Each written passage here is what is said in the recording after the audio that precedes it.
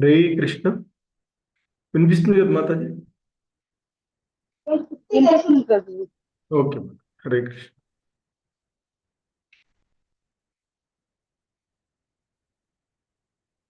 హరే కృష్ణ. హరే కృష్ణ. అందరికీ 18 రోజులలో భగవద్గీత అవగాహనము అనేటువంటి ఈ కార్యక్రమానికి ఇస్కాన్ శ్రీ శ్రీ రాధా గోవింద ఆలయము మంగళూరు కర్ణాటక తరపున మీ అందరికీ కూడా ఈరోజు ఈ క్లాస్కి స్వాగతం తెలియజేస్తూ ఉన్నాము. సో గత 6 రోజులుగా రోజుకొక అధ్యాయం చొప్పున భగవద్గీత యథాతథంలోని 6 అధ్యాయాలను పూర్తి చేసుకున్నాము. సో ఈరోజు 7వ అధ్యాయాన్ని మనము చూడబోతూ ఉన్నటువంటిది. దీన్ని భగవద్ విజ్ఞానము లేదా జ్ఞాన విజ్ఞాన యోగము అని పిలువబడేటువంటి ఈ అధ్యాయాన్ని ఈరోజు మనం ఇస్కాన్ వ్యవస్థాపక ఆచార్యులైనటువంటి శ్రీల ప్రభుపాదుల వారి యొక్క బోధనల ఆధారంగా చూస్తూ ఉన్నటువంటి అంశము. హరే కృష్ణ. ఓం జ్ఞానతిమిరాంధస్య జ్ఞానాంజనశలాకయా చక్షుర్మిలితం యేన తస్మై శ్రీగురవే నమః. నమో ఓం విష్ణుపాదాయ కృష్ణప్రేష్టాయ భూతలే శ్రీమతే భక్తివేదాంత స్వామినితి నామినే. నమస్తే సారస్వతీ దేవే గౌరవాణి ప్రచారిణే నిర్విశేష శూన్యవాది పాశ్చాత్యతీశతారిణే.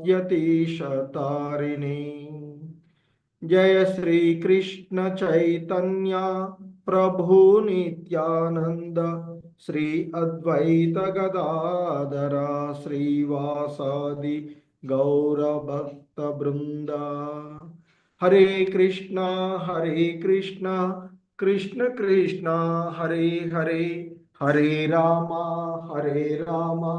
రామ రామ హరే హరే. హరే కృష్ణ కృష్ణ కృష్ణ హరే హరే, హరే రామ రామ రామ హరే హరే. హరే కృష్ణ. సో ఈరోజు మనము 7వ అధ్యాయమైనటువంటి భగవద్ విజ్ఞానము అనేటువంటి ఈ అధ్యాయాన్ని ఇస్కాన్ వ్యవస్థాపక ఆచార్యులైనటువంటి శ్రీల ప్రభుపాదుల వారి యొక్క బోధనల ఆధారంగా చూస్తూ ఉన్నటువంటిది. ఈ అధ్యాయంలోని మొదటి శ్లోకము భగవానుడు ఈ విధంగా చెప్తూ ఉన్నటువంటి అంశం. శ్రీ భగవానువాచ మయ్యాసక్త మనా పార్థ యోగం యుంజన్మదాశ్రయః అసంశయం సమగ్రమాం యథా జ్ఞాస్యసి తచ్ఛృణు. సో కృష్ణ భగవానుడు అర్జునుడితో అంటూ ఉన్నారు, ఓ పృథకుమారా, అంటే ఓ పార్థ, మనసు నా యందు నిలిపి నన్నే ఆశ్రయించి ధ్యాన యోగాన్ని మరి ఆచరిస్తూ సందేహం లేకుండా సమగ్రంగా నన్ను ఎలా తెలుసుకోగలవో వివరిస్తాను అంటూ చెప్తూ ఉన్నటువంటిది. సో కాబట్టి మనసును నాయందే ఆసక్తం చేసి నా సంపూర్ణ భావనలో యోగం సాధన ద్వారా ఏ విధంగా నీవు నిస్సందేహంగా నన్ను తెలుసుకోగలవో నేను వివరిస్తాను, విను అంటూ చెప్తున్నటువంటిది. సో మరి వాస్తవానికి మనము భగవద్గీతలో ఇప్పటి వరకు చూసినటువంటి అంశాలు మొదటి 6 అధ్యాయాలు కర్మయోగాలుగా ఉన్నటువంటిది. ఈ 7వ అధ్యాయము మరి 2వ విభాగము. మొదటి 6 అధ్యాయాలు కర్మ షట్కాలుగా చెప్పబడేవి. ఈరోజు మనం చూస్తూ ఉన్నటువంటిది ఇది భక్తి యోగాలలో ఉండేటువంటి భక్తి షట్కాలలో ఉండేటువంటివి. 7 నుండి 12వ అధ్యాయం వరకు కూడా భక్తి షట్కాలుగా చెప్పబడేవి. ఆ తర్వాత 13 నుండి 18 వరకు కూడా జ్ఞాన షట్కం. సో కాబట్టి మనం రెండవ విభాగంలోనికి ఈరోజు మనం ఎంటర్ అయినటువంటి పరిస్థితి. మరి ఈ 7వ అధ్యాయంలో ముఖ్యంగా శ్రీకృష్ణ భగవానుల వారు ఆ కృష్ణ భక్తి భావన విధానం, ఆ విధానాన్ని పూర్తిగా ఇందులో మనకి తెలియచేస్తూ ఉంది. అందుకే భగవద్ విజ్ఞానము, దానినే జ్ఞాన విజ్ఞాన యోగము అని పిలుస్తారు. ఎందుకంటే మొదటి 6 అధ్యాయాలలోనూ జీవుడు వివిధ రకాలైనటువంటి యోగాల ద్వారా, అంటే కర్మల ద్వారా ఆత్మానుభూతికి తనను ఉద్ధరించుకోగలిగినటువంటి ఆ సామర్థ్యము ఉన్నటువంటి ఆత్మస్వరూపునిగా వివరించబడినటువంటిది. మరి మనసుని, ఆ మనసు ఏదైతే ఉందో దానిని శ్రీకృష్ణునిపై స్థిరంగా కేంద్రీకరించడమే, అంటే కృష్ణ భక్తి భావనయే సర్వోన్నతమైనటువంటి యోగమని మనకి 6వ అధ్యాయంలో, ఎందుకంటే ధ్యాన యోగాన్ని గురించి తెలియచేసిన తర్వాత అది ఆచరణ సాధ్యం కాదు కదా అని అర్జునుడు అడగడము. ఎందుకంటే వాయువుని నియంత్రించడం అయినా ఈజీ అవుతుందేమో కానీ మరి ఈ మనస్సుని ఎలానయ్యా స్థిరంగా ఉంచడము, ధ్యానం అంటే ఎలా మనస్సును కేంద్రీకరించి ధ్యానం చేయాలి అని అడిగితే అభ్యాసం ద్వారా సాధ్యమవుతుంది అని చెప్పి చివరికి ఆయన చెప్పినటువంటి అంశము మనకి 6వ అధ్యాయంలో చెప్తాడు. అత్యంత శ్రద్ధతో సర్వదా నాయందే కట్టుబడి ఉండేవాడు, తన యందు నన్నే స్మరించేవాడు, నాకు దివ్యమైన ప్రేమయుత సేవ చేసేవాడు అయిన యోగి యోగులందరిలోనూ అత్యంత సన్నిహితంగా యోగంలో జతకూడినట్టి వాడు, అందరిలో అతడే ఉన్నతుడు, అది నా యొక్క అభిప్రాయము అంటూ ఆయన మరి ఆ భక్తి యోగమే అత్యున్నతమైనటువంటిది అనేది తెలియచేసినటువంటి అంశాన్ని మనము అక్కడ చూసినటువంటిది. సో అందుకే ఇక్కడ ఆయన మనకి ఇప్పుడు తెలియచేస్తూ ఉన్నటువంటి అంశాలలో నేను జ్ఞాన విజ్ఞానాలను అదే ఇక్కడ చెప్తున్నారు. జ్ఞానం తేహం సవిజ్ఞానం ఇదం వక్ష్యామ్యశేషతః యజ్ఞాత్వా నేహ భూయః అన్యత్ జ్ఞాతవ్యం అవశిష్యతే. సో ఇంకా ఆయన చెప్తున్నారు, నేను ఇప్పుడు నీకు జ్ఞాన విజ్ఞానములతో పాటు భౌతిక ఆధ్యాత్మిక జ్ఞానాన్ని గురించి సంపూర్ణంగా తెలియచేస్తాను, చెప్తాను. దీనిని గ్రహిస్తే ఈ లోకంలో నీవు మళ్ళీ తెలుసుకోవడానికి ఏమీ మిగిలి ఉండదు అంటూ చెప్తున్నారు. అంటే జ్ఞాన విజ్ఞానాల ఆ రెండింటితో పాటుగా ఈ జ్ఞానం పూర్తిగా నీకు ఇప్పుడు నేను తెలియచేస్తాను అంటూ చెప్తున్నారు. ఇది తెలిసిన తర్వాత ఇంకా తెలుసుకోవడానికి ఏమీ కూడా మిగిలి ఉండదు. అంటే సంపూర్ణమైనటువంటి జ్ఞానము భగవద్ విజ్ఞానం. సో మరి ఆ భగవద్ విజ్ఞానాన్ని తెలియచేస్తాను అని చెప్తున్నారు. అంటే పూర్ణ జ్ఞానంలో భౌతిక జగత్తు గురించి, దాని వెనుక ఉన్నటువంటి ఆత్మ గురించి, ఈ రెండింటికి మూలాన్ని గురించి ఆ జ్ఞానము ఇమిడి ఉన్నటువంటిది. అదే దివ్య జ్ఞానము అని చెప్తూ ఉంటారు. మరి అర్జునుడు శ్రీకృష్ణ భగవానుల వారికి సన్నిహితమైనటువంటి భక్తుడు, మిత్రుడు అయిన కారణంగా భగవంతుడు మరి ఈ జ్ఞానాన్ని వివరించబోతున్నటువంటి అంశాన్ని మనం చూస్తాం. సో ఇంకా కృష్ణ భగవానుల వారు చెప్తూ ఉన్నారు, మనుష్యానాం సహస్రేషు కచ్చిద్యతతి సిద్ధయే యతతామపి సిద్ధానాం కచ్చిన్మాం వేతి తత్వతః. ఎన్నో వేలగా ఉండేటువంటి మనుషులలో, అంటే పలు వేలాదిగా ఉన్నటువంటి మనుషులలో ఎవడో ఒక్కడే పూర్ణత్వం కోసం ప్రయత్నిస్తాడు. మరి అలా ప్రయత్నించి పరిపూర్ణత సాధించినటువంటి వాళ్ళలో కూడా నన్ను నిజంగా తెలుసుకున్నవాడు ఏ ఒక్కడో ఉంటాడు అర్జున అంటూ చెప్తున్నారు. ఎందుకంటే మనుషుల్లో నానా రకాలుగా ఉన్నారు అనేటువంటిది చెప్తున్నటువంటిది. మరి అట్టి పలు వేలాదిగా ఉన్నటువంటి వారిలో ఏ ఒక్కడో ఆత్మానుభూతి కోసం తగినటువంటి ఇష్టమును కలవాడై ఆత్మ అంటే ఏమిటి, దేహం అంటే ఏమిటి, పరతత్వము అంటే ఏమిటో తెలుసుకోవడానికి ప్రయత్నం చేస్తాడు. మరి సాధారణంగా మనుషుల్లో ఉండేటువంటి పశు ప్రవృత్తి అంటే ఇక్కడ తినడం, నిద్రపోవడము, రక్షణ చేసుకోవడము, మైథున భోగంలో పాల్గొనడము, ఇవన్నీ కూడా పశువులకి మనకి సాధారణంగా ఉండేవి అని చెప్తూ ఉంటుంటారు. మరి అలా కాకుండా ఈ బుద్ధిని ఉపయోగించి ఆధ్యాత్మికం గురించి తెలుసుకోవడానికి ఇష్టపడేటువంటి వారు చాలా అరుదుగా ఉంటారు అని చెప్తున్నారు.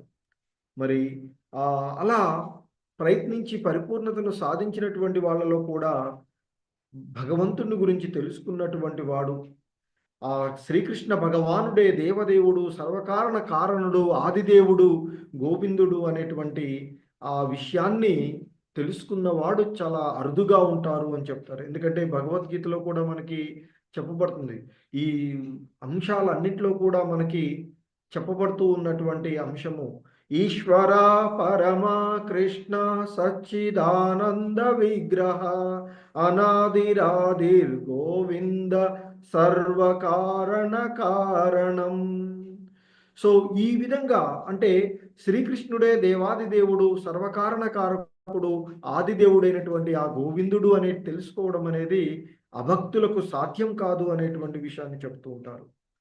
ఎందుకంటే ఉపనిషత్తులు, పురాణాలు, నారద పంచరాత్రం వంటి ఆ ప్రామాణికమైనటువంటి వైదిక సాహిత్యాన్ని మరి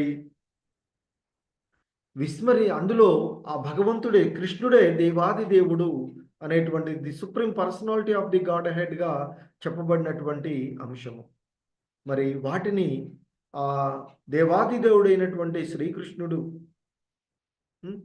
మరి అది తెలుసుకోకుండా ఉండేటువంటిది చేసేటువంటి భక్తి కల్లోలితమైనటువంటి భక్తి అని చెప్పబడేటువంటిది. ఇంకా చెప్తున్నారు, భూమిరాపో నలో వాయు కమ్మనో బుద్ధిరేవచ అహంకారం అహంకారయితీయం మే భిన్న ప్రకృతిరస్తదా. భూమి అంటే భూమి, అపహ అంటే నీరు, భూమిరాపోహో అంటే ఆ భూమి, అపహ అంటే నీరు, ఇంకా అనల అంటే అగ్ని, వాయువు, కం అంటే ఆకాశం, మనహ అంటే మనసు, బుద్ధి అంటే బుద్ధి. మరి భూమి, జలము, అగ్ని, వాయువు, ఆకాశము, మనసు, బుద్ధి మరియు అహంకారం ఇతీయమ్మే అంటే అహంకారము అని 8 భిన్నాలుగా ఉండి భిన్న ప్రకృతి అష్ట అంటే 8 విధాలుగా ఆ భగవంతుని యొక్క మాయశక్తి విభజించబడి ఉన్నది అని చెప్తూ ఉన్నారు.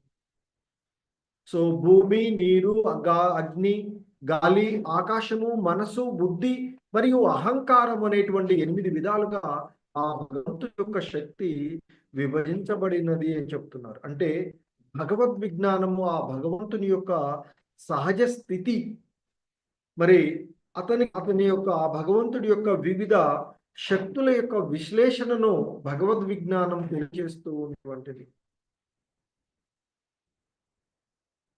హరే కృష్ణ. మాతాజీ వినిపిస్తుందా? హరే కృష్ణ. వినిపిస్తుంది ప్రభుజీ. హరే కృష్ణ. హరే కృష్ణ ప్రభుజీ, వినిపిస్తుంది. ఓకే.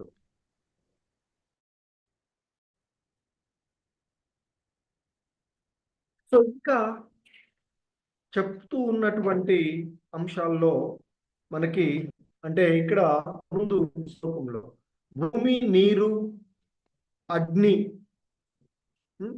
అంటే ఇక్కడ ఈ ప్రకృతిలో 8 ప్రధానమైనటువంటి వ్యక్తీకరణల గురించి ఇక్కడ మాట్లాడుతూ ఉన్నటువంటి అంశము.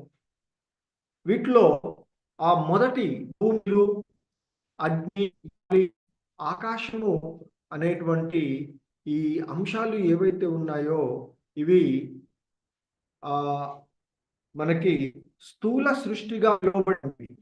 ఇవి భూమి, ఆ, నీరు, అగ్ని, వాయువు, ఆకాశం అనేటువంటి మహాభూతాలుగా లేదా ఆ స్థూల సృష్టిగా పిలువబడేటువంటివి.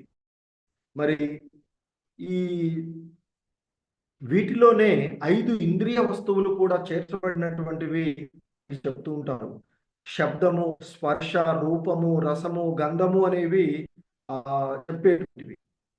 మరి ఇక బుద్ధి, మనసు, అహంకారము అనేవి సూక్ష్మ అంశాలుగా మనకి చెప్పబడేవి.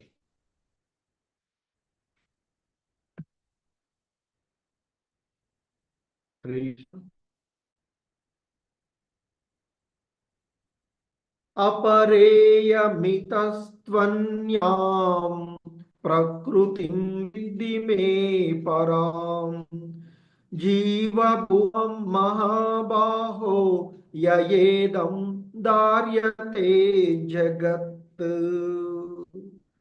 సో ఇక్కడ అపర అంటే అల్పమైనటువంటి అనేటువంటిది ఇక్కడ. మరి సో ఆ మహాబాహో అంటే ఓ గొప్ప బాహువులు కలిగిన వాడ అన్న. మరి అలాగే జీవభూతాం అంటే పరాం అంటే ఉన్నతమైనటువంటి, ప్రకృతి అంటే ఇక్కడ ఈ ప్రకృతి. సో కాబట్టి ఇక్కడ చెప్తున్నారు, ఇప్పుడు చెప్పింది అపర ప్రకృతి అని చెప్తున్నారు. అల్పమైనటువంటి ఆ భూమి, జలము, అగ్ని, వాయువు, ఆకాశము, మనసు, బుద్ధి, అహంకారము అనేటువంటి అవితము చెప్పినటువంటిది అది అపర ప్రకృతి అని చెప్తున్నారు. అల్పమైనటువంటి ప్రకృతి అని. కానీ దానికి అతీతంగా నా పరా ప్రకృతి ఉన్నది అంటే ఇది ఉన్నతమైనటువంటి ప్రకృతి. సో అదే ఈ జగత్తు యందు ఉన్నటువంటి జీవరాశులకు మూల ఆధారమైన జీవాత్మలను కలిగి ఉన్నటువంటిది అంటూ చెప్తూ ఉన్నటువంటిది. అంటే భూమి, జలము, అగ్ని, వాయువు, ఆకాశము, మనసు, బుద్ధి, అహంకారము అనే వివిధ తత్వాలు ప్రకటితమైనటువంటి భౌతిక పదార్థమే ఆ భగవంతుని యొక్క అపరశక్తి అని చెప్తున్నారు. మరి అది ఇంతకుముందు చెప్పినట్లుగా స్థూలమైనది, సూక్ష్మమైనటువంటిది ఉంది. సో ఇక మరి ఆ భగవంతుని ఆ అపరశక్తి ఏదైతే ఉందో దానిని వివిధ ప్రయోజనాలకు వాడుకునేటువంటి ఆ జీవులు భగవంతుని యొక్క పరాశక్తి అంటే జీవశక్తి, ఆధ్యాత్మికమైనటువంటి శక్తి. సో అందుకే ఇక్కడ చెప్తున్నారు దానికి అతీతంగా నా పరాశక్తి ఉన్నది అని చెప్తున్నారు. మరి ఈ భౌతికమైనటువంటి అపర ప్రకృతి వనరులను తమ స్వలాభాలకు ఉపయోగించుకునే జీవులతో కూడి ఉండేటువంటి ఆ పరాప్రకృతి ఉంటుంది అనేటువంటి విషయాన్ని ఇక్కడ మనకి తెలియచేస్తూ ఉన్నటువంటి అంశము. అంటే ఇక్కడ ఆ దేవాది దేవుడైనటువంటి శ్రీకృష్ణుడు ఒక్కడే నియామకుడు. ఇతరుల జీవులందరూ కూడా అతని యొక్క ఆధీనంలో ఉండేవారే అనేటువంటి అంశము. ఈ జీవులైన అందరూ కూడా ఆ దేవాది దేవుడైనటువంటి శ్రీకృష్ణుడి యొక్క ఆధీనంలో ఉండేవారే. ఈ జీవులన్నీ కూడా ఆ భగవంతుని యొక్క పరాశక్తిగా చెప్పబడుతూ ఉండేటువంటిది. ఎందుకంటే గుణరీత్యా ఈ జీవులు మనుషులైనా, దేవతలైనా, ఇతర మరి ఆ బ్రహ్మ, విష్ణు వీళ్ళందరూ కూడా ఆ భగవంతుని యొక్క గుణరీత్యా సమానమైనటువంటి వారే. కానీ ఎవరు కూడా ఆ భగవంతునితో సమానులు అనేటువంటి విషయాన్ని ఇక్కడ అంశం ఇంకా చెప్తున్నారు. ఆ భక్తుడి సర్వకారణ కారకమైనటువంటి విషయాన్ని ఇక్కడ ఈ శ్లోకంలో మనకి తెలియజేస్తున్నాడు. ఏతద్యోనీని భూతాని సర్వనీత్యుపదారయ అహం కృత్స్ననస్య జగతః ప్రళయ. ఈ నా యొక్క ఈ రెండు ప్రకృతుల నుంచి సమస్త జీవులు పుడుతున్నాయని గ్రహించు అర్జున అంటున్నాడు. అందువల్ల సర్వ జగత్తు ఆవిర్భవించడానికి, అంతం అవడానికి నేనే కారణం అని తెలుసుకో అర్జున అంటూ చెప్తూ ఉన్నటువంటి, అంటే ఈ స్థితిని కలిగి ఉన్నటువంటి ప్రతిదీ భౌతిక పదార్థము అని, అది ఆత్మ యొక్క ఫలమే. ఆత్మ సృష్టికి మూల నక్షత్రం బాగా భౌతిక పదార్థము ఆత్మ చేత సృష్టించబడింది అని చెప్తూ ఉంటారు. ఆత్మ భౌతిక పదార్థ అభివృద్ధి ఒకానొక స్థితిలో అది ఉన్నటువంటిదిగా సృష్టించబడలేదు.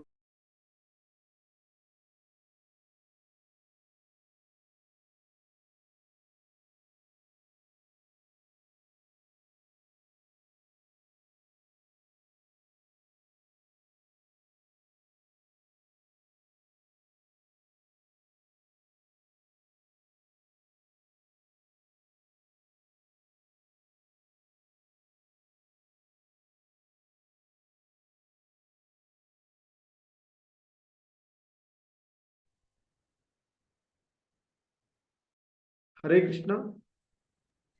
హరే కృష్ణ ప్రభుజీ. ఎక్కడ వరకు వినిపించింది?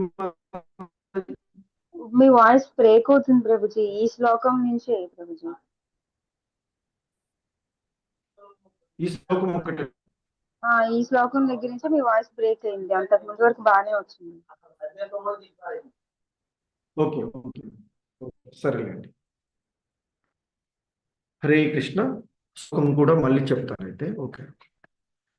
ఏతద్యోనీని భూతాని సర్వానిత్యుపదారయ అహం కృత్స్ననస్య జగతః ప్రభవ ప్రళయస్తతా. సో ఇంకా భగవంతుడు చెప్తూ ఉన్నటువంటి అంశాలు ఏంటంటే, ఇక్కడ ఈ ఈ యొక్క రెండు ప్రకృతులు ఏదైతే అపర ప్రకృతి, పరా ప్రకృతి అని చెప్పబడినటువంటివి ఏవైతే ఉన్నాయో, ఈ రెండింటి నుండి మరి సమస్త జీవులు కూడా ఉత్పన్నమవుతూ ఉన్నాయి. అంటే స్థితిని కలిగినటువంటి ప్రతిదీ కూడా భౌతిక పదార్థమని, మరి ఇది ఆత్మ యొక్క ఫలమే అని చెప్పబడుతున్నటువంటిది. మరి ఆత్మ ఈ సృష్టికి అంటే మూలక్షేత్రంగా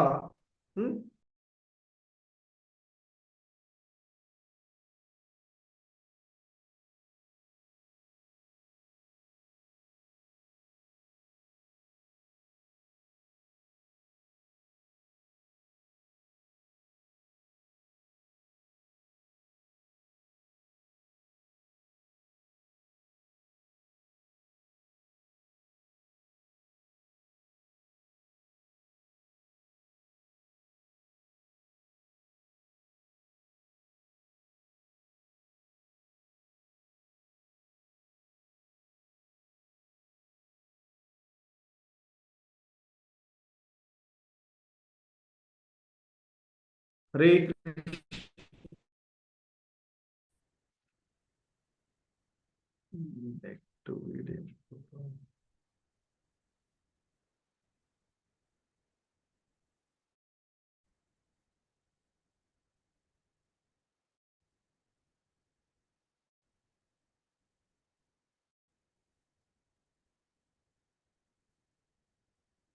ఓకే. హరే కృష్ణ మాతాజీ. హరే కృష్ణ ప్రభుజీ. సారీ, మన ఇబ్బంది అవుతున్నట్టుంది ఏదో ఒకసారి. వాయిస్ బ్రేక్ అయిపోతుంది. ఇప్పుడు కూడా బ్రేక్ అవుతుందా మాతాజీ? సార్ ఇప్పుడు పర్లేదు ప్రభుజీ, కొంతసేపు బాగానే ఉంటుంది, తర్వాత మళ్ళీ బ్రేక్ అయిపోతుంది. అదే అదే ఏమవుతుంది.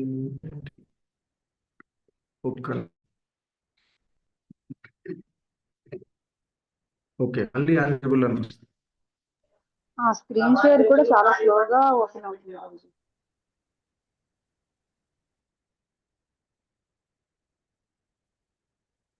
హరే కృష్ణ మాతాజీ, వినిపిస్తుందా? ఎస్ ప్రభుజీ, వినిపిస్తుంది. వినిపిస్తుందా? వినిపిస్తుంది ప్రభుజీ, మీ వాయిస్ బాగానే. ఓకే.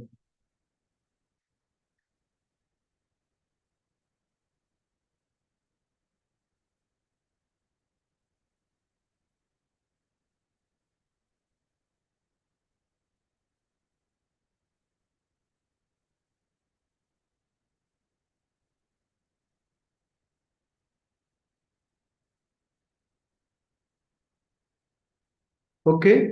సో మరి ఆ భగవంతుని యొక్క పరాప్రకృతి అపర ప్రకృతి నుండే సమస్త జీవులు ఉద్భవిస్తూ ఉన్నాయని తెలుసుకోమంటున్నారు. కాబట్టి సర్వ జగత్తు ఆవిర్భవించడానికి, అంతం కావడానికి ఆ భగవంతుడే కారణము అనేటువంటి విషయాన్ని కూడా చెప్తున్నారు. ఎందుకంటే స్థితిని కలిగి ఉన్నటువంటి ప్రతిదీ కూడా భౌతిక పదార్థం అని, అది ఆత్మ నుండే ఉద్భవించినది అనేటువంటి చెప్తున్నారు. ఆత్మ ఈ సృష్టికి మూల క్షేత్రం కాగా భౌతిక పదార్థము ఆత్మ చేత సృష్టించబడినటువంటిది. కాబట్టి ప్రతిదీ కూడా ఈ భౌతిక జగత్తులో ఉన్నటువంటి ప్రతిదీ కూడా ఆ భగవంతుని యొక్క పర అపర శక్తుల కారణంగానే ఉన్నటువంటి అంశంగా మనము తెలుసుకోవలసినటువంటి అంశం. సో ఇంకా మరి ఆ భగవంతుడు ద్వారా చెప్పబడుతూ ఉన్నటువంటి అంశాలలో ఇక్కడ ఈ శ్లోకములు ఈ విధంగా చెప్తున్నారు. మత్త పరతరం నాణ్యత్ కించిదస్తి ధనంజయ మయి సర్వమిదం ప్రోతం సూత్రే మణిగణ ఇగణాయివా. సో మరి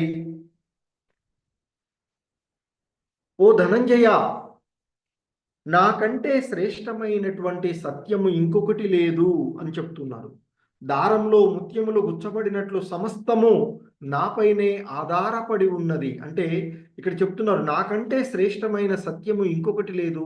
ముత్యాలను హారంగా దారము కలిపి నిలిపినట్లు ఈ సమస్త జగత్తు నాపైనే ఆధారపడి ఉన్నది అనేటువంటి చెప్తున్నటువంటి అంశము. సో మరి ఈ పరతత్వము అనేటువంటిది మనకి ఉన్నటువంటి దాంట్లో దేవాది దేవుడైనటువంటి శ్రీకృష్ణుడే అనేటువంటి అంశము మనము ఇక్కడ తెలుసుకోవలసినటువంటి అంశంగా ఉన్నటువంటిది. అయితే ఇంకా మరి ఆ భగవంతుని యొక్క శక్తులు ఏవే విధాలుగా ఉన్నవి అనేటువంటిది ఇక్కడ తెలియచేస్తూ ఆయన చెప్తూ ఉన్నారు. రసోహము సుకౌంతేయ ప్రభాస్మి శశి సూర్యయోః ప్రణవ సర్వ వేదేషు శబ్ద కే పౌరుషం ఋషు. సో ఇంకా చెప్తున్నారు ఆయన, ఓ కుంతీపుత్రుడా, నేను నీటిలోని రుచిని, సూర్య చంద్రులలో కాంతిని అయి ఉన్నాను. వేదాలలోని ఓంకారమును, ఆకాశంలో శబ్దమును మరియు నరులలో వారి యొక్క సామర్థ్యమును నేనే అంటూ ఆ భగవంతుడు అంటే నానా రకాలైనటువంటి భౌతిక ఆధ్యాత్మిక శక్తుల ద్వారా భగవంతుడు ఏ విధంగా సర్వవ్యాప్తి అయి ఉన్నాడో అనేటువంటి విషయము మనకి ఈ శ్లోకం ద్వారా తెలియజేయబడుతూ ఉన్నటువంటిది. సో కనుక ఆ భగవంతుని యొక్క శక్తులను ఈ విధంగా తెలియచేస్తూ ఉన్నటువంటి అంశం.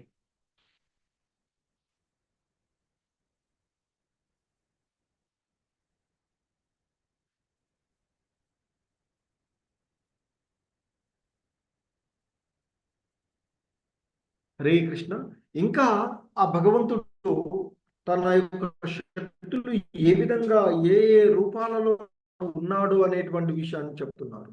ఆయన ఇంకా మనకి ఆ జలంలోని రుచి, సూర్యచంద్రుల యొక్క వెలుతురు, వైదిక మంత్రాలలోని ఓంకారము, ఆకాశంలోని శబ్దము, మానవులలో ఉండేటువంటి సామర్థ్యము అనేది ఇంతకు ముందు ఈ 8వ శ్లోకంలో చెప్పినటువంటి ఇంకా 9, 10, 11 శ్లోకాలలో ఆయన చెప్తూ ఉన్నటువంటి అంశము, నేను భూమి యొక్క మూల సుగంధమును అంటే భూమిలో ఉండేటువంటి సువాసన ఆయన అని చెప్తున్నారు. అలాగే అగ్నిలోని వేడిమి ఆ భగవంతుడే. అలాగే జీవులలో ఆ ప్రాణము, జీవము ఏదైతే ఉందో అది ఆ భగవంతుడని, అలాగే తపస్సులలో ఉండే తపస్సు అనేటువంటిది ఆ భగవంతుడే అని చెప్తున్నారు.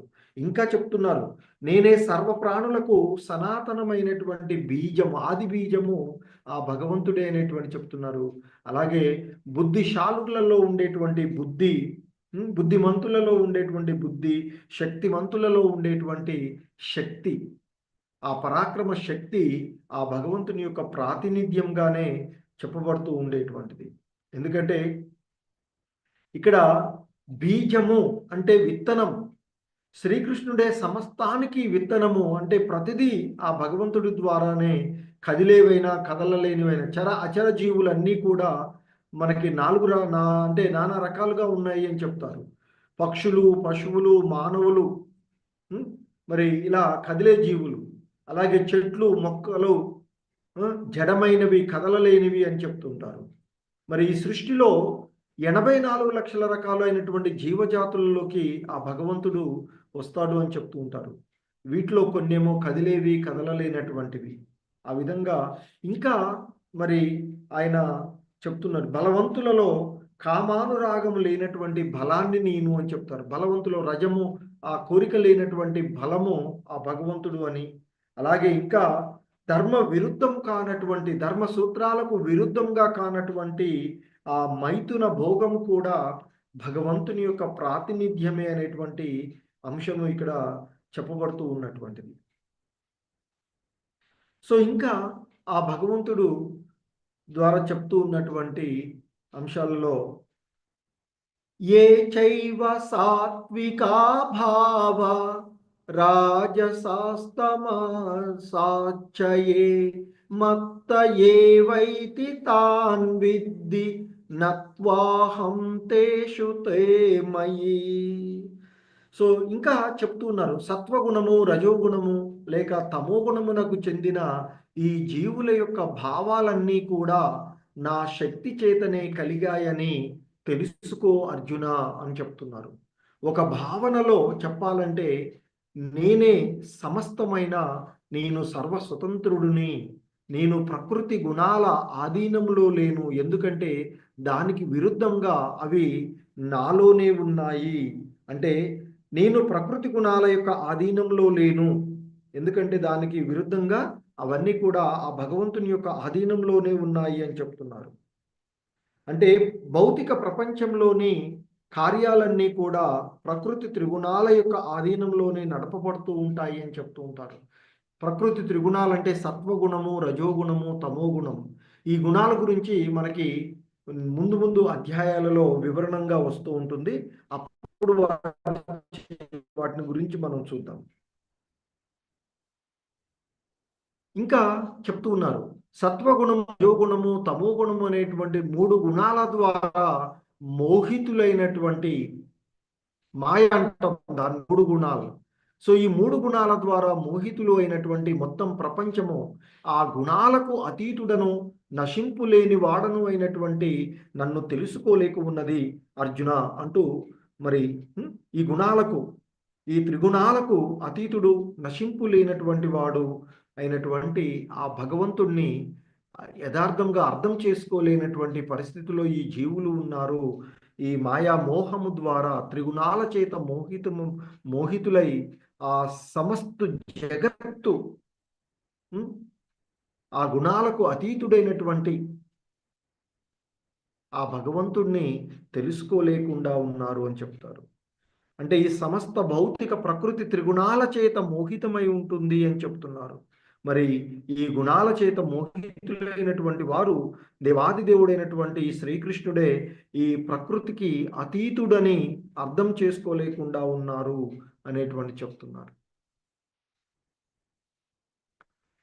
ఇంకా చెప్తున్నారు, దైవీ హేషా గుణమయీ మమ మాయా దురత్యయా మామేవ ఏ ప్రపద్యంతే మాయామేతాం తరంతి తే.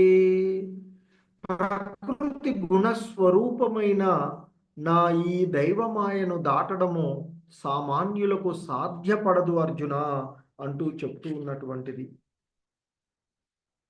మరి అయితే ఎవరైతే ఆ భగవంతుణ్ణి ఆశ్రయిస్తారో ఆయన చెప్తున్నారు ఇక్కడ, అయితే నన్నే ఆశ్రయించిన వాళ్ళు దానిని సులభంగా దాటగలుగుతారు అంటూ చెప్తూ ఉన్నటువంటి అంశం ఇక్కడ.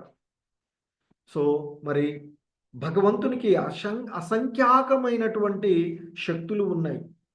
మరి ఆ శక్తులన్నీ కూడా దివ్యమైనటువంటివి అని చెప్తారు. జీవులు ఆ భగవత్ శక్తి అంశాలు కనుక జీవులు కూడా మరి దివ్యమైనటువంటి వారే. కానీ ఈ భౌతిక ప్రకృతి ఈ త్రిగుణాలతో సంపర్కమైనటువంటి కారణంగా ఆ మూల ఉత్పత్తి శక్తి ఏదైతే ఉందో అది అజ్ఞానం చేత ఆవరించబడి ఉన్నది అని చెప్తూ ఉంటుంటారు. కాబట్టి మరి ఆ వాటి యొక్క వాస్తవిక ప్రభావాన్ని తెలుసుకోలేకుండా ఉండిపోతూ ఉన్నటువంటిది. కాబట్టి మరి అటువంటి వాళ్ళు మరి ఈ మాయా ప్రభావాన్ని తనకు తానుగా దాటడం అనేది అసాధ్యము అని చెప్తూ ఉన్నారు. కానీ ఆ భగవంతుణ్ణి ఆశ్రయించినప్పుడు మరి అంటే కేవలము ఆ శ్రీకృష్ణ భగవానుడి ద్వారానే అది సాధ్యమవుతుంది. ఎందుకంటే మనకి ఈ సృష్టిలో ఇక్కడ ఎంతో మంది దేవీ దేవతలు ఉన్నారు అని చెప్పుకుంటుంటాం. వారందరూ కూడా ఫలాలను ఇవ్వగలుగుతారు మనకి, అందులో ఎటువంటి సందేహం లేదు. కానీ ఈ జనన మరణ చక్రాల నుండి బయటపడవేయగలిగేటువంటిది ఆ కృష్ణ భగవాన్ మాత్రమే. ఎందుకంటే ఈ ఇతర దేవతలు ఎవరైతే ఉన్నారో మనకి వీళ్ళందరూ కూడా మనకు కావలసినటువంటి ఫలాలను ఇవ్వగలిగేటువంటి వారే. అవి కూడా భగవంతుని ఒక మంత్రివర్గం ఉందనుకోండి, ప్రధానమంత్రి లేదా ముఖ్యమంత్రి ఆధీనంలో ఎలాగైతే పనిచేస్తూ ఉన్నారో ఆ భగవంతుని ఆధీనంలో ఉండి వాళ్ళ శాఖలకు వాళ్ళు ఆ పనులు చేయగలుగుతూ ఉంటారు. కానీ అది తాత్కాలికమైనది అనేటువంటి విషయాన్ని చెప్తూ ఉంటుంటారు. సో అలాగే మరి ఆ భగవంతుణ్ణి ఆశ్రయించినటువంటి 4 రకాలైన జీవుల గురించి ఇక్కడ మనకి తెలియచేస్తూ ఉన్నారు. నమాం దుష్కృతినో మూఢ ప్రపద్యంతే నరాధమాః మాయాయాపహృతజ్ఞా ఆసుర భావమాశ్రితాః.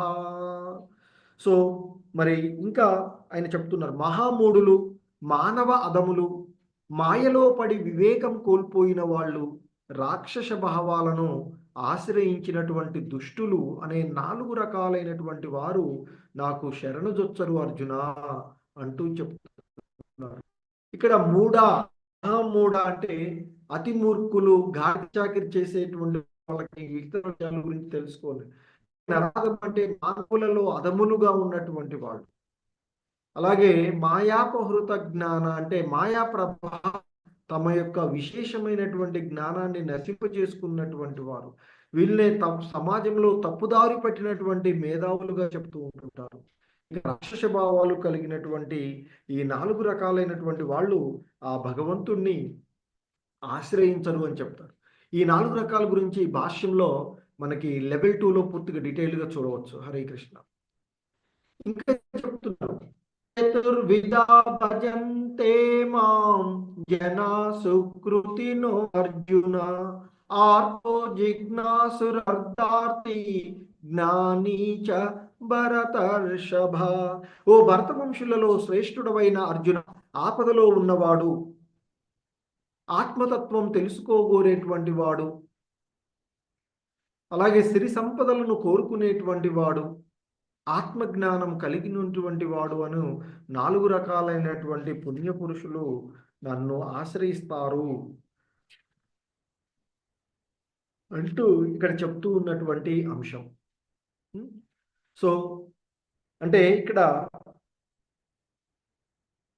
దుఃఖాలలో ఉన్నటువంటి వాడు, ధనాన్ని కోరుకునేటువంటి వాడు, జిజ్ఞాసు అయినటువంటి వాడు, బ్రహ్మజ్ఞానమును అన్వేషించేటువంటి వాడు అనేటువంటి 4 రకాలైనటువంటి పుణ్యాత్ములు ఆ భగవంతుని యొక్క భక్తిలో నిమగ్నమవుతారు అని చెప్తారు.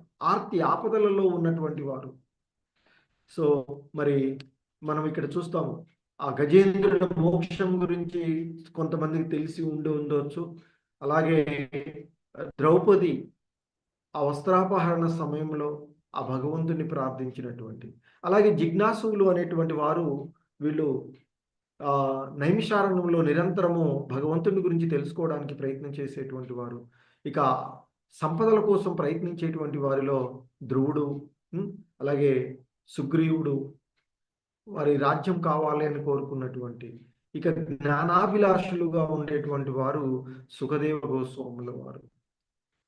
ఇంకా మరి ఆ విధంగా ఉన్నటువంటి నలుగురిలో ఎవరు ఉత్తమమైనటువంటి విషయాన్ని మనకి ఈ శ్లోకంలో చెప్తున్నారు. ఈ నలుగురిలో నిత్యము భగవంతుణ్ణి భక్తితో భజించేటువంటి ఆత్మజ్ఞాని అత్యుత్తముడు అర్జున అంటూ చెప్తున్నారు. అలాంటి జ్ఞానికి నేను ప్రియమైన వాడిని, అలాగే నాకు అతను ఎంతో ప్రియమైన వాడు అంటూ చెప్తున్నారు. తేషాం జ్ఞాని నిత్యయుక్త ఏక భక్తిర్విశిష్యతే ప్రియో హి జ్ఞానినోత్యర్థ మహం సచ మమ ప్రియః. సో నాకు అతడు ఎంతో ప్రియమైన వాడు అంటూ చెప్తూ ఉన్నారు. మహం సచ మమ ప్రియ అంటూ చెప్తున్నటువంటిది. సో ఇంకా మరి చెప్తున్నారు ఆయన, ఉదా సర్వ ఏవైతే జ్ఞానీత్మైవ మే మతం ఆస్థిత సహి యుక్తాత్మ మామేవానుత్తమాం గతిం.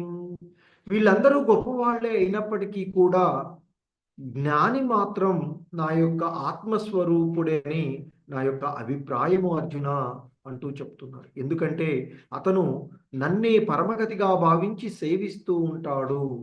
సో మరి అటువంటి విశుద్ధ భక్తుడు చాలా అరుదుగా ఉంటారు అని చెప్తున్నారు.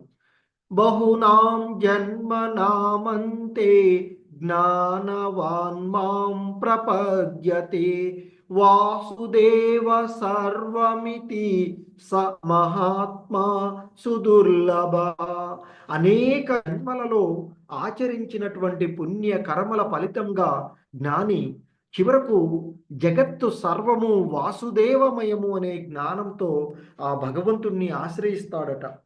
అలా ఆశ్రయించేటువంటి వాళ్ళు ఈ లోకంలో చాలా అరుదుగా ఉంటాడు అని చెప్తున్నారు. ఇంకా చెప్తున్నారు, భౌతిక వాంఛల చేత జ్ఞానబడిన వారు దేవతలకు శరణాగతులవుతారు.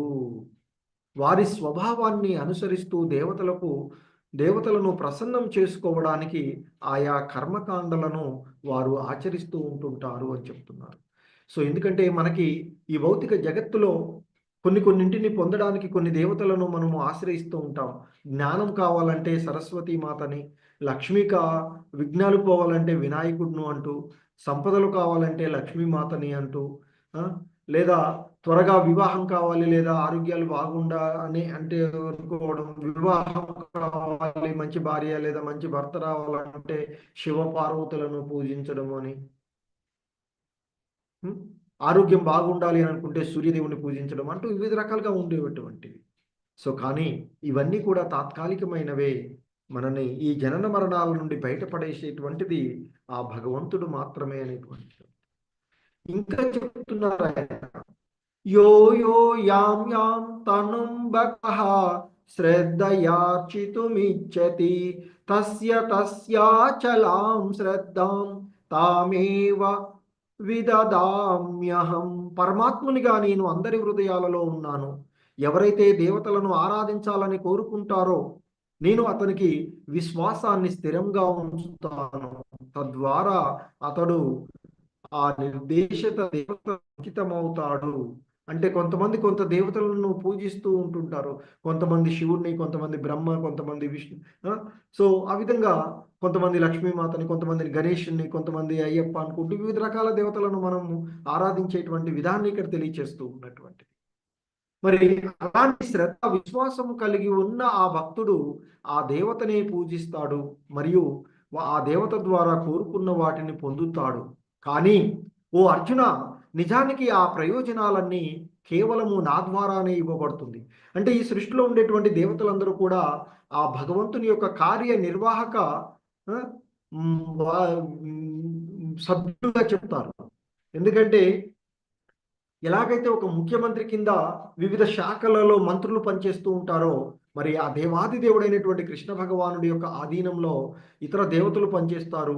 వారందరూ కూడా మనం కోరుకున్నటువంటి వాటిని నెరవేరుస్తారు. ఎందుకంటే మనం 3వ అధ్యాయంలో చెప్తారు, ఈ సృష్టి ప్రారంభంలో మానవులను, దేవతలను, యజ్ఞాలను సృష్టించి పరస్పర సహకారం ద్వారా సుఖమైన జీవనాన్ని పొందండి అంటూ సృష్టించి ఆశీర్వదించి పంపించాడు అని చదువుకున్నాం మనం.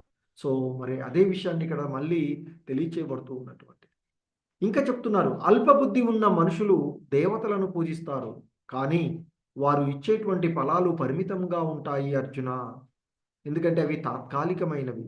దేవతలను ఆరాధించేవారు దేవతాలోకాలకు వెళ్తారు, కానీ నా భక్తులు మాత్రమే అత్యున్నతమైనటువంటి లోకాలకు వస్తారు. అంటే దేవతలు ఇచ్చేటువంటివి ఫలాలు మాత్రమే, కానీ భగవంతుడు ఫలాలను ముక్తిని ఇచ్చేటువంటి వాడు శ్రీకృష్ణ భగవానుడు. అందుకే భగవంతుడైనట్టు శ్రీకృష్ణ భగవాను. ఎందుకంటే భగవంతుణ్ణి ఆశ్రయిస్తే ఇతర దేవతలందరికీ కూడా జరిగేటువంటి అన్నీ కూడా జరుగుతూ ఉంటుంటాయి. ఏ విధంగా అయితే ఒక చెట్టు యొక్క వేరుకు నీళ్లు పోస్తే అన్నిటికీ అందుతూ ఉంటుందో, అలాగే మనం చేతులు బాగా పనిచేస్తున్నాయి, నోరు బాగా పనిచేస్తుంది, లేదా కళ్ళు మాత్రమే చూస్తున్నాయని ఆహారాన్ని ఏం చేస్తాము, విడివిడిగా వాటికి ఇవ్వం కదా, కడుపులోనికి ఇచ్చేస్తాం. అప్పుడు అది అక్కడ జీర్ణమై వివిధ వాటికి అందబడుతుంది. సో మరి భగవంతుణ్ణి మాత్రమే ఆశ్రయించినప్పుడు మిగిలినవన్నీ కూడా జరుగుతాయి. కానీ దేవతార్చనం చేసేటువంటి వాళ్ళకి అల్పమైనటువంటి ఫలాలు మాత్రమే లభిస్తాయి, ముక్తి లభించదు అని ఇంకా చెప్తున్నారు. అవ్యక్తం వ్యక్తిమాపన్నం మన్యతే మామ బుద్ధయః పరం భావమజానంతో మమావ్యయం అనుత్తమం. నన్ను సంపూర్ణంగా తెలివిలేని జనులు నేను అంటే ఆ భగవంతుడు ఇంతకు ముందు నిరాకారుడుగా ఉండి ఇప్పుడు ఈ రూపాన్ని పొందినాను అని తలస్తూ ఉంటారు అర్జున అంటూ చెప్తున్నారు. వారి అల్ప జ్ఞానము కారణంగా నా ఉన్నత స్వభావము వారికి తెలియదు. ఎందుకంటే మాయాపహృత అంటే మాయ చేత ఆవరించబడి ఉన్నటువంటి మనం ఆ భగవంతుని యొక్క ఉన్నత స్వభావాన్ని తెలుసుకోలేకుండా ఉన్నారు. దేవతలు కూడా కొన్నిసార్లు మోహం చెందేటువంటి అవకాశం ఉంటుంది. సో అది ముందు ముందు మనం చూస్తాం. ఇది అంటే ఆ భగవంతుడి గురించి చెప్తున్నారు, నశించనిది మరియు మహోన్నతమైనది అంటూ చెప్తున్నారు. ఇంకా చెప్తున్నారు, నాహం ప్రకాశ సర్వస్య యోగమాయా సమావృతః మూఢోయం నాభిజానాతి లోకో మామజమవ్యయం. సో మూఢులు బుద్ధిహీనులు నేనెప్పుడూ వ్యక్తం కాను. ఆ భగవంతుడు మూఢులకు బుద్ధిహీనులకు వ్యక్తం కాడు అని చెప్పారు. నేను వారికి యోగమాయ శక్తి ద్వారా కప్పబడి ఉన్న నేను గోచరించను, కాబట్టి వారు నేను పుట్టుక లేనివాడినని మరియు మార్పు చెందని వాడినని తెలుసుకోలేరు. అంటే ఆ భగవంతుని యొక్క యథార్థాన్ని దర్శించుకోలేనటువంటి ఈ భౌతిక జనుల గురించి ఇక్కడ చెప్తూ ఉన్నటువంటి వారు. ఎందుకంటే శ్రీకృష్ణుడు ఈ భూమిపై అవతారం తీసుకున్నప్పుడు కనిపించినప్పుడు అంతకుముందు ఆయన అవ్యక్తంగా ఉండి ఇప్పుడు వ్యక్తమయ్యాడు అని అనుకుంటారు. కానీ ఆయన ఎప్పటికీ కూడా శాశ్వతంగా సనాతనుడుగా ఉండేటువంటి వాడు. అదే విషయాన్ని ఇక్కడ చెప్తూ ఉన్నటువంటి అంశం. సో ఇంకా చెప్తున్నారు, వేదాహం సమతీతాని వర్తమానాని చార్జున భవిష్యాని చ భూతాని మాం తు వేదన కచ్చన. ఓ అర్జున, దేవదేవునిగా భూత భవిష్యత్తు వర్తమాన కాలాలకు సంబంధించిన జీవులందరూ నాకు తెలుసు, అయితే నేను ఏ ఒక్కడికి తెలియను అంటూ చెప్తూ ఉన్నటువంటిది. సో దేవదేవుడిగా ఆ భగవానుడికి గతంలో జరిగిపోయినటువంటిది, మరి అలాగే ప్రస్తుతం జరుగుతూ ఉన్నటువంటిది, అంటే వర్తమాన కాలం, భూతకాలం అంటే జరిగిపోయినటువంటి కాలంలో ఉన్నవి. అందుకే కదా అంతకుముందు 4వ అధ్యాయంలో ఆయన చెప్తాడు, ఓ అర్జున, నేను ఈ దివ్య జ్ఞానాన్ని ప్రారంభంలో సూర్యదేవుడికి చెప్పాను అంటే ఇది ఎలా సాధ్యం అంటే చెప్తారు. అప్పుడు నీకు నాకు అనేక జన్మలు గడిచాయి, నాకు అది గుర్తుంది, నీకు గుర్తులేదు అని చెప్తారు. కనుకనే దేవదేవుడిగా ఆ భగవంతుడికి గతంలో జరిగిపోయినవి, ప్రస్తుతము జరుగుతూ ఉన్నవి, భవిష్యత్తులో జరగబోయేవి కూడా ఆయనకు అన్నీ తెలుసు అని చెప్తున్నారు. భవిష్యత్తులో ఉండేటువంటి జీవులు అందరూ కూడా నాకు తెలుసు, అయితే ఎవరికి కూడా ఆ, నన్నెవరు కూడా తెలుసుకోలేరు అంటూ చెప్తున్నటువంటి. ఎందుకంటే ఆ భగవంతుడు ఈ సృష్టిలో మొదట మహావిష్ణువుగాను, ఆ తర్వాత క్షీ ఆ, గర్భోదక సాయి విష్ణువుగాను, ఆ తర్వాత క్షీరోదక సాయి విష్ణువుగా అందరి హృదయాలలో విస్తరించి ఉండేటువంటిది మనం చూస్తూ ఉంటుంటాం. మరి ఎవరు ఆ భగవంతుని యొక్క భక్తులు కాగలరు అనేటువంటి ఇక్కడ మనకి చెప్తూ ఉంటారు. ఓ భరతవంశీయుడా, శత్రువులను జయించినటువంటి వాడా అర్జున, కోరిక ద్వేషము నుండి కలిగినటువంటి ద్వంద్వాల చేత మోహితులై జీవులందరూ కూడా భ్రాంతిలోనే జన్మిస్తూ ఉన్నారు అని చెప్తారు. ఇంకా ఆయన చెప్తూ ఉన్నటువంటి అంశము, येषां त्वन्तगतं पापं जनानां पुण्यकर्मां ते ते द्वन्द्वमोहनिर्मुक्ता బందే మాం దృఢవ్రతాః.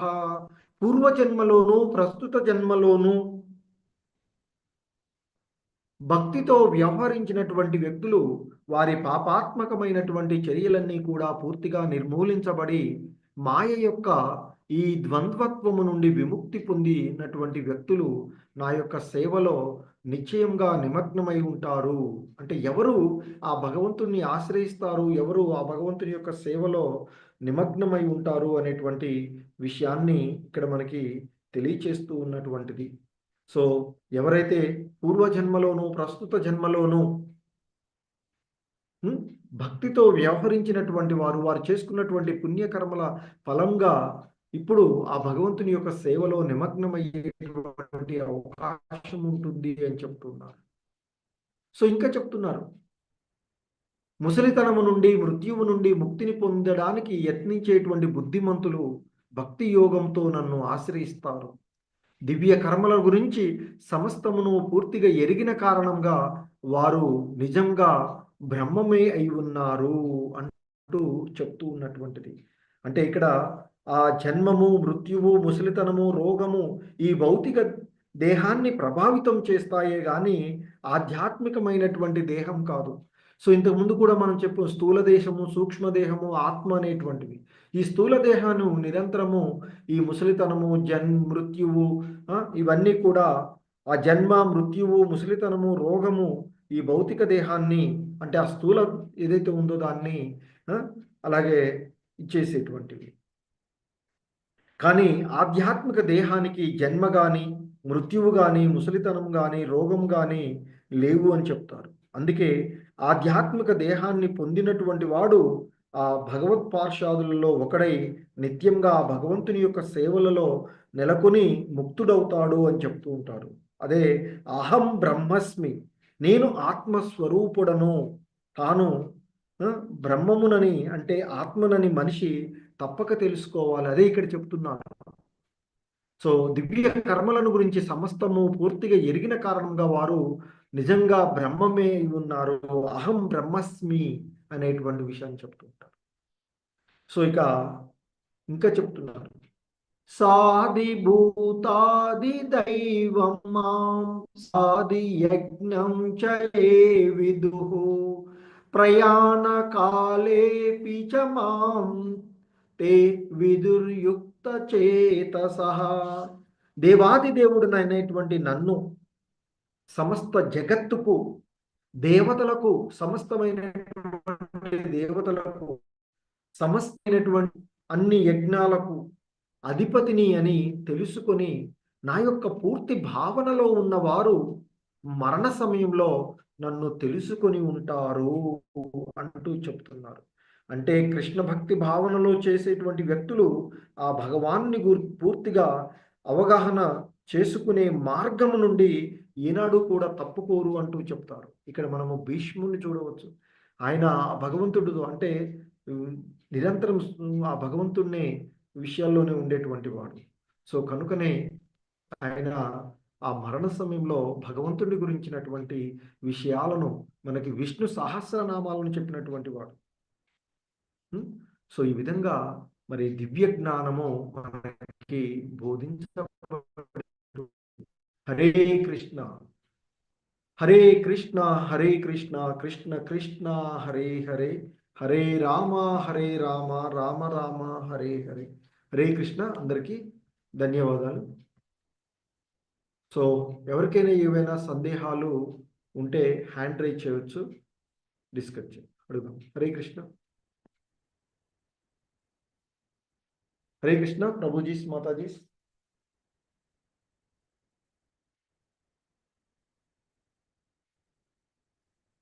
నాకు ఇక్కడ కరెంట్ పోయింది, వీడియో ఆన్ చేద్దాం. హరే కృష్ణ ప్రభు ప్రభుజీ. లైవ్ అన్మ్యూట్ చేసుకోండి బ్రో. లైవ్